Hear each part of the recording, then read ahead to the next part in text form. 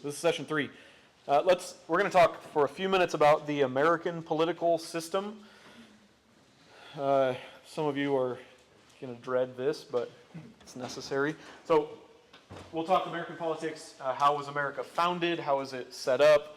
What are you voting for when you vote? So we're gradually getting more practical here. If you took a civics class in high school or in junior high or something like this, this will be like a 10-minute summary of American civics. That's my plan here. So this might seem boring to you, but I think in order for us to faithfully interact with the American political system, we have to understand the American political system. So the United States, is a constitutional republic. How many of you knew that? Hopefully a lot of you knew. We're a constitutional republic. That's our government structure. Contrary to popular opinion, we are not a democracy. We do not live in a democracy, formally. We live in a constitutional republic. Now, we have some democratic elements within our system, but we are not a democracy. Here's what those mean. Here's the distinction. A democracy is a form of government in which a state is ruled by the will of the people. Whatever the majority says goes. That word democracy, demos means power, demos means people, and kratos means power, so it's just power of the people. That's all democracy means. The majority vote has the ultimate authority in every situation. And so you could have situations where the majority gets whipped up into a frenzy and votes for something that could be really bad. I was thinking, I didn't have this in my manuscript, but I was thinking the other day, do you guys remember the story of Emmett Till that you learned about in history class? So this young black man, the white guy comes to town and says, hey, he did this to my wife, to this white lady. The whole town gets into an uproar and they lynch him. They kill him. It's a horrible story. In that situation, a democratic government should lynch him because the majority wanted to, right? That's how democracy works. Now, thankfully, we don't live in a democracy, so when the majority gets all whipped up, they can't just do whatever they want. Democracy has some real dangers. We live in a republic, which is a form of government in which a state is ruled by representatives of the citizen body. In republic, res means matter or thing, and then public just means people. So it's a thing of the public. It's a public thing. It's a people thing. That's all that republic means. So in the U.S., you don't personally vote on federal laws. Okay? You elect senators who vote on federal laws. That's how our system works. We're ruled through elected representatives. But we don't just live in a republic. We live in a constitutional republic. And that means that the authority of elected representatives is limited. They don't have unlimited authority. They have limited authority by the Constitution. The Constitution is the ultimate authority in the United States government. Constitution holds top authority. This structure, constitutional structure, it limits the power of government. It protects the rights of individuals from the will of the majority. It safeguards against tyranny. The constitutional republic is a brilliant, brilliant system of government. It's propelled America to be the leader in the world, even though America is a relatively new country historically. We've become world leader in almost everything. So it's important to remember here that the Constitution, not the president, the Constitution is the ultimate authority in the land. So when Peter or Paul tells us to submit to the governing authorities, we have to know the Constitution has more authority than the president. So if the president and the Constitution disagree, we obey the Constitution. We submit to the Constitution. Now, obviously, above the Constitution is God, and we submit to Him ultimately over everything. And so since we live in a republic, our leaders are representatives or servants of the people. They are a servant of you. And so in some ways, in America, the citizen is the highest authority in the land because the citizen elects the representatives who make the rules and govern the nation. Does that make sense? The voting citizen holds the most authority because everyone in government is a representative of you. No politician gets to their position without your consent, without you voting for them. This is why we have a responsibility to steward our votes as Christians, to take voting seriously, because we are in some ways heads of our nation. God has given us the blessing of being heads of our nation. So if we don't engage, if we don't make any effort, if we're just lazy with our votes, we are abdicating our responsibility to elect good leaders and good policy. We should engage our vote with stewardship. Now, in this constitutional republic, here's a few terms you should be familiar with. The U.S. Constitution is the document that outlines the structure of American federal government and guarantees the rights of the people. It's made up of 7 articles and 27 amendments. The Constitution outlines the 3-part government structure that provides the checks and balances that we have in this country. So the 3-part government structure is the executive branch. This is the president. The president is the commander-in-chief of the armed forces. He implements and enforces the laws written by Congress, and he appoints heads of federal agencies. That's a really important responsibility. The second branch is the legislative branch. This is Congress. Congress makes laws. Congress is made up of the Senate and the House of Representatives. Every state has 2 senators, and then states have House of Representative people depending on their population. So John Tester and Tim Sheehy, you've heard those names a lot recently. They are running for Montana Senate. They're going to be our senators in Washington, D.C. And then the judicial branch, this is the Supreme Court, the entire American court system. They decide on the constitutionality of federal laws. So it's the president who nominates Supreme Court justices, and then the Senate votes to confirm those justices in. So that's our system, executive, legislative, and judicial branch. And so the reason this is important is because it helps us know what our votes do. What are we actually voting for? What do these votes accomplish? When you vote for a president, you are voting for the person who will enforce congressional law, who will appoint heads of federal agencies, like the Department of Homeland Security or the Department of Justice, and who will direct our worldwide military efforts. Okay? That's what the president does, as well as nominating Supreme Court justices whenever one of those seats becomes vacant. When you vote for a senator or a House member, like Tim Sheehy or John Tester, you're voting for the person who will write and confirm laws. So the reason John Tester and Tim Sheehy is a really important, the reason there's so much mail in your mailbox right now is because the U.S. Senate is pretty evenly split Republican and Democrat.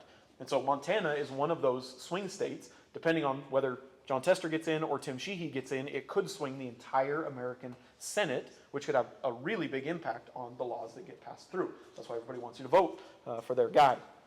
So that's the basic, again, elementary level. That's the 5-minute Civics 101 class right there. I'm not an expert here. Anything I missed? Anybody a civics expert? Cool. So again, it's really simple, but it's important to know, and we'll come back to this. So let's talk about the founding of the United States of America, the founding vision of America, because this is another point, similar to separation of church and state, that often gets confused, and it's important for us to know. Here's the central claim that I want to make, and I'm going to back it up with some evidence. America was founded as a generally Christian nation, and the American political system can only thrive in a generally Christian framework. Founded as a Christian nation, this system only works in a Christian nation. Now, I use the word generally for a reason. Every time you talk about this, people are quick to point out that not every founder was a Orthodox evangelical Christian. We had some deists in there. We had some Freemasons. We had some strange stuff in there. But the large majority were men who held to Christian doctrine and fought for Christian doctrine. They fought for Christian truth to reign out. Some of them also, so we had deists, we had Freemasons, we also had people who believed Christian beliefs, and then they were living in a different way. So they were evangelical Christians, and they owned slaves. That's a good example. They believed one thing, and then they were living in a different direction. So that's real. We have to deal with that reality in our founding. So we should recognize those things. Not every one of them was dead on in their practice and their theology, but the point still stands. America was founded as generally a Christian nation. And when I say that it can only thrive in a generally Christian framework, I say generally Christian because I'm not narrowing it down to like the denomination level. Okay, I'm not saying America only works if everybody's a Baptist. That's not the claim. Or everybody's a Presbyterian or everybody's a Lutheran. But I am saying that the American political system cannot function in a secular or atheistic society. It doesn't work. Look around. It doesn't work. It's falling apart at the seams right now. If America does not acknowledge Jesus as Lord, then the government will expand into totalitarianism and consume itself. That's the inevitable future here. If there's no God above the state becomes God, totalitarianism collapses in on itself. Read some history books. It's how it always works. The pattern repeats itself over and over. The reason that we're experiencing so much civil decay today is because we have a Christian form of government and a non-Christian populace. Okay, we're still holding on to the Christian form, but the people aren't Christians. The morals aren't Christian. And so here's some history to substantiate these claims that I'm making. All of the pilgrims, the initial settlers in the Americas, were Puritans. They were conservative Protestant Christians fleeing religious persecution by the Catholic Church. In 1620, the pilgrims on the Mayflower wrote the Mayflower Compact, which said, "Having undertaken for the glory of God and advancement of the Christian faith and the honor of our king and country, a voyage to plant the first colony in the northern parts of Virginia." That was their plan all along. All 13 original state constitutions required a statement of faith for you to serve in government. 9 of the 13 required you to be a member of a church. You couldn't serve if you weren't a member of a church. The Treaty of Paris, the Treaty of Paris ended the Revolutionary War. It opens with these words, "In the name of the most holy and undivided Trinity." That was the government declaration ending the Revolutionary War. Was invoking the name of the Trinity. In 1752, the Liberty Bell was hung in Independence Hall. You know, national treasure, the Liberty Bell with the big crack in it. You guys are familiar? Guess what text is inscribed on the Liberty Bell? It's Leviticus 25:10.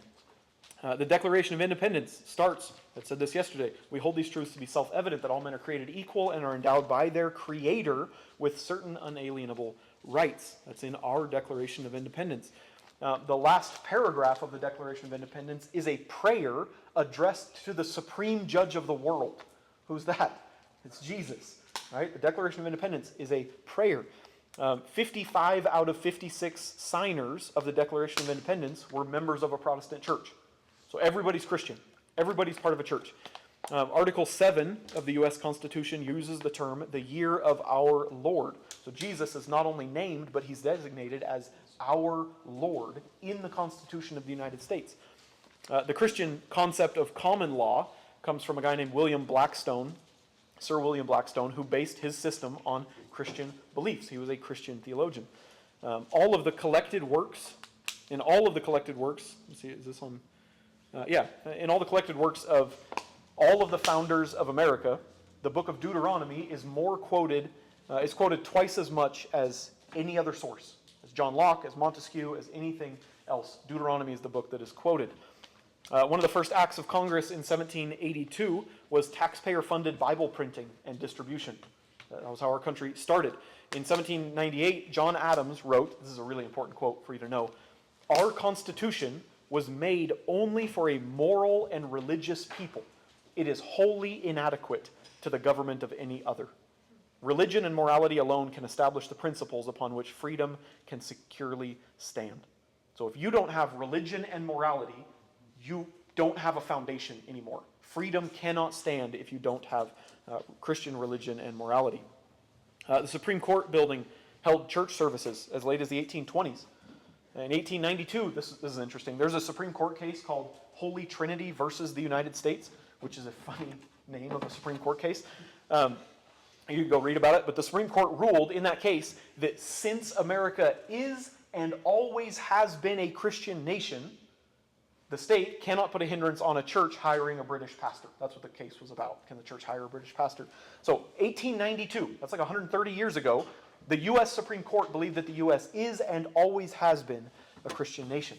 Even as late as the 1950s, the phrase "under God" was added to the pledge, and "in God we trust" was added to our money. That was in an effort to combat communism in the 1950s. That means only 70 years ago, there was a general Christian consensus in the United States, enough that we could do those things.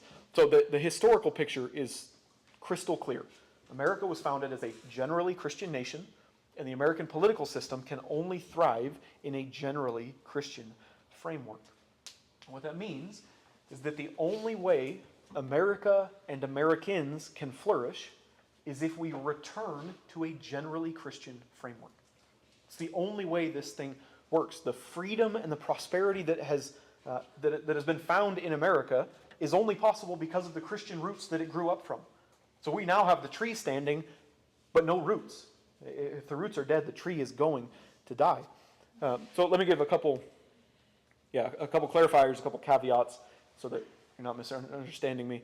First, when I'm talking about America thriving, it's not because I think America has a special role in God's plan for the world. Okay, America's not like the the second Israel or anything like that. America is just another nation in history. But God tells Christians to work for the prosperity of whatever nation he has placed you in. And so Christians in America should work for the prosperity of America. If you were born in Nigeria, you should work for the prosperity of Nigeria. That's God's command to us as Christians. So we should care about America because we live in America. Second, when I say return to generally Christian framework, I am in no way advocating for a forced or coerced return. Okay? It's not force or coercion. I'm not saying the government should force people at gunpoint to be Christian. That would be a very bad thing. And I'm not saying that the church should force the government at gunpoint to be Christian. That would also be a very bad thing. I'm saying that faithful Christians should so thoroughly influence our nation with the good news of Jesus that his ways become the standard again. That's all that I'm claiming here. That's all that I'm saying. Christians should influence the world. I'm advocating for a return to Christianity through evangelism and Christ-like service to the world, not through force, not through violence. Are we clear on those two clarifiers? America is not special, not violence. It's the ways of Jesus. Okay, so that's the American founding. And I know. I told you this was going to suck, and it sucks. It's civics. It's not that fun. But it's important for us to know. So now that we've kind of reviewed the American political system, the founding, we should talk about what our involvement actually means. What do our votes count for? What are we doing when we vote? I think a lot of us have this mixed up when we think about our voting. So I'm going to outline 3 things that voting is not. This came from a pastor named Josh Howerton. I thought it was good. So voting, 3 things voting is not. Voting is not a Valentine. Voting's not a Valentine. When you vote for somebody, it's not a love letter. It's not an expression of how cute or fun or pleasant you think they are. When you vote for somebody, you're not saying, I like this person personally. That's not what your vote is saying. It is wrong for Christians to vote for a candidate because of external factors. Okay? 1 Samuel 16, Samuel's selecting a king for Israel, and God says, do not look at what is external. That's not what God looks at. God looks at the heart. We shouldn't look at outward characteristics. So Christians should not elect leaders based on superficial things, like how good-looking they are, how funny they are, what gender they are, what skin color they are. Those are not factors that should weigh into our vote. Those are not things we should care about because it's not a Valentine. So personalities come and go. Policies stick around for a long time. So when you vote for somebody that has a good personality and bad policies, the personality's gone quick, the policies stick around a long time. Voting is not a Valentine. Second, voting is not a message. It's not a message. Some people think that our votes are messages that we send to the government. So like, I'm going to vote for this candidate or that candidate or third party or abstain because then you'll get the message. Then you'll know what my values really are. But I'm sorry to tell you, nobody's reading that message. Nobody cares in Washington, D.C. There's no point in trying to send a message if nobody's reading the message. So don't waste your chance of making a difference by trying to make a point that no one gets. You have a chance to make a difference. Don't waste it trying to make a point. And number 3, voting is not a sacrament. Sacrament it's a churchy word for a holy ritual, okay, like communion or baptism. Some people think that voting is something that has to be totally pure, totally holy, or else we can't participate in it as Christians. And so we look at candidates and we say, well, that person's not holy enough, so I can't vote for them. Listen, if that's the way you think, I have some bad news. The 2 candidates we have in front of us are not holy people. We don't have a good option here. There's no pure and holy candidate. Jesus is not on the ballot. He will never be on the ballot. And so no matter which candidate you vote for, you're going to be voting for someone who does not align to important biblical characteristics one way or the other. There's no way around that. So if you say, because there's no candidate I can fully support, I'm not going to vote, you are treating your vote like a sacrament. You're thinking of it like a sacrament. You don't treat anything else like that. Okay? You don't pick a church because you fully support every single thing that happens. You don't pick your hobbies because you love every part of them. You don't hire a landscaper because of his impeccable character. You don't even demand perfection from your spouse. Like, those of you who are married, you didn't get married because that person was 100% everything you have ever dreamed of. You got married because you looked around and that was the best available option. That's why you get married to that person. If you lived somewhere else, you'd marry somebody else. That's how it works. So voting, if you do that with your spouse, why can't we do that with our presidents, with our governors? Voting is not a Valentine, it's not a message, and it's not a sacrament. So then what is voting?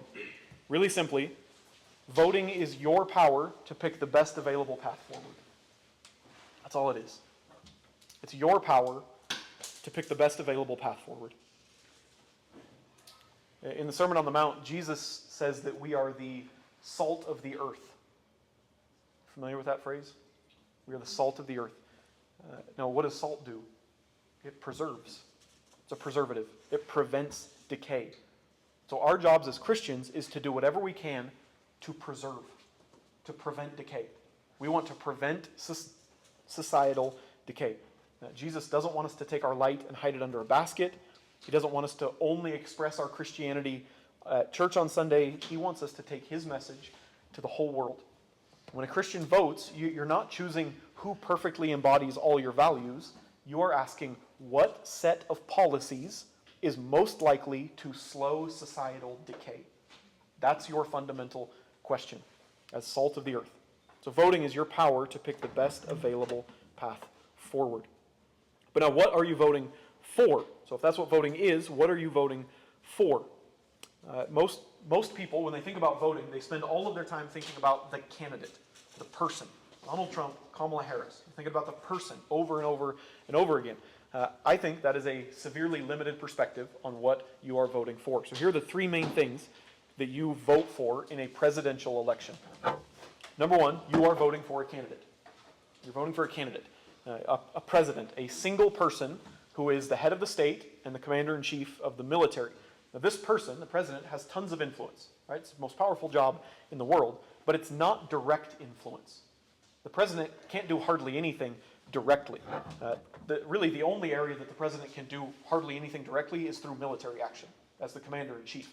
Almost everywhere else, the president's authority is passed down through other organizations, other agencies that then enact those laws. So the president can't do hardly anything directly. In many ways, the president is simply the figurehead or the face of the organization. They're not the ones actually doing the work day in and day out to change our country and to change our lives. So you're voting for a candidate, but that's not the most important thing you're voting for. Second, you are voting for a platform. This is a set of policies. This is the outline of what the president and his team will do when they're in office. So you're voting not just for the person, but what will the person do? The platform is 100 times more important than the candidate, because the platform is actually what makes a difference. The platform is actually what's going to happen in the world. And number three, you're voting for a cabinet. This is probably the most important and the least focused on piece. When you elect a president, he or she immediately brings in 15 executives to take over each of the federal governments. We have 15, or the federal departments. We have 15 federal departments: agriculture, commerce, defense, education, energy, health and human services. You can look it up. We have 15 of them. So the president brings in the executive to become the head of each of those departments, and then each of those heads of federal departments employs thousands of people who carry out the policies that are in the platform. So that's how the president comes in with his cabinet. They have this platform. The platform is enacted through the federal departments and the employees employed by the head of that federal department. So when you vote for a president, you're not voting for one person. You're voting for thousands of people who are enacting a policy. That's what your vote is.